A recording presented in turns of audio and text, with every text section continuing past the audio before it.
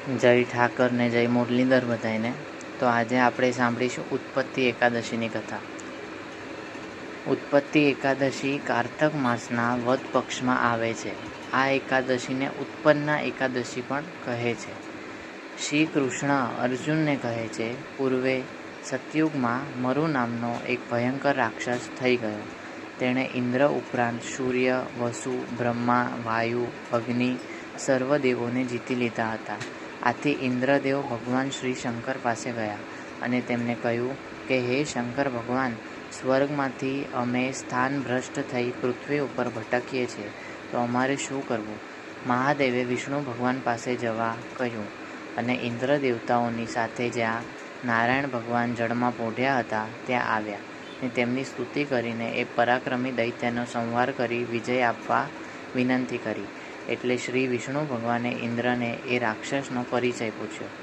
ઇન્દ્રે જવાબ આપ્યો, હે ગરુડાધારી, બ્રહ્માના વંશમાં ઉત્પન્ન થયેલા ચંદ્રાવતી નગરીના નાડી જંગ નામના વિખ્યાત મહારાક્ષસનો એ મરુ નામનો પ્રતાપી પુત્ર છે. અગ્નિ, યમ, ઇન્દ્ર, વાયુ, સોમ, વરુણ વગેરે સર્વ દેવોનું સ્થાન એણે ઝૂંટવી લીધું છે. સૂર્યની જેમ એ પોતે તપે છે અને મેઘ થઈને એ પોતે જ વરસે છે. દેવતાઓને યોગ્ય સાંત્વન આપી શ્રી વિષ્ણુ ભગવાન ચંદ્રાવતી નગરીમાં ગયા. ત્યાં દેવો અને દાનવો વચ્ચે ફરીથી દારૂણ યુદ્ધ થયું. દેવલોક દશે દિશામાં ભાગી ગયા, પરંતુ એકલા શ્રી વિષ્ણુએ હજારો દાનવોને બાણથી વીંધી નાખ્યા. આથી મરુ રાક્ષસ ઉશ્કેરાયો. ભગવાને એનો વધ કરવા જે હથિયારો ફેંક્યા તે પુષ્પની માફક એના શરીરને અડીને પાછા પડ્યા. 1000 વર્ષ સુધી યુદ્ધ ચાલ્યું. આખરે શ્રી વિષ્ણુ ભગવાન યુદ્ધભૂમિ છોડી બદ્રિકા આશ્રમ ચાલ્યા ગયા અને લાંબી હેમવતી નામની ગુફામાં સૂઈ ગયા. મરુ તેમનો પીછો કરતો ગુફામાં પ્રવેશ્યો અને ભગવાનને મારી નાખવાનું વિચાર્યું.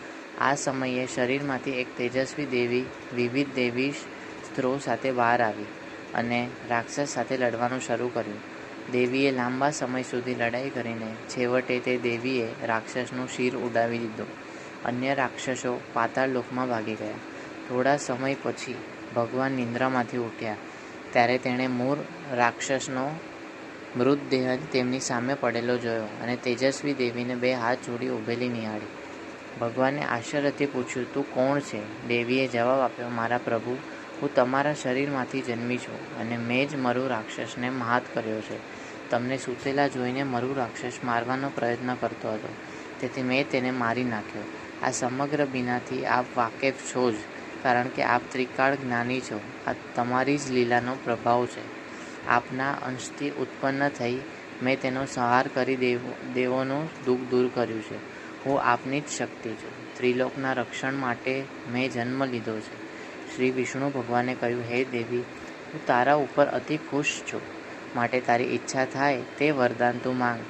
દેવીએ કહ્યું, હે ભગવાન, જો આપ મારા ઉપર ખરેખર પ્રસન્ન થયા હોય તો મને એવું વરદાન આપો કે ઉપવાસ કરવાથી ગમે તેવા મહાપાપીનો હું નાશ કરી શકું. જે મનુષ્ય મારા દિવસે પરમ ભક્તિથી ઉપવાસ એકાદશી કરે અને જીતેન્દ્રિય રહે તે જન્મ મરણના ફેરામાંથી મુક્તિ મેળવી વૈકુંઠમાં જાય. શ્રી વિષ્ણુ ભગવાને કહ્યું, હે દેવી, હું તારા કાર્યથી ખૂબ જ પ્રસન્ન છું. તારી મુક્તિ માટે જે ઈચ્છા હોય તે તું માંગ. તું મારી આધ્યાત્મિક શક્તિ છે અને તું એકાદશીએ જન્મી હોવાથી તને આજથી લોકો ઉત્પત્તિ એકાદશી તરીકે ઓળખશે. જે કોઈ આ એકાદશીનું વ્રત કરશે તે બધા પાપોમાંથી મુક્ત થશે અને સ્વર્ગના અનન્ય આનંદ અને સુખની અનુભૂતિ કરશે. ત્રીજ, આઠમ, નોમ, 11, 14 આ તિથિ મને અતિ પ્રિય છે અને આ તિથિએ વ્રત કરનારને અધિક ફળ મળે છે. 12 સાથે એકાદશીનું વ્રત એ શ્રેષ્ઠ છે.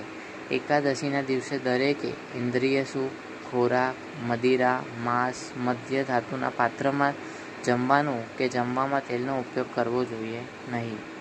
તો આ હતી ઉત્પત્તિ એકાદશીની કથા. તો તમને કેવી લાગી એ તમે કમેન્ટમાં જણાવજો, લાઈક કરજો, શેર કરજો.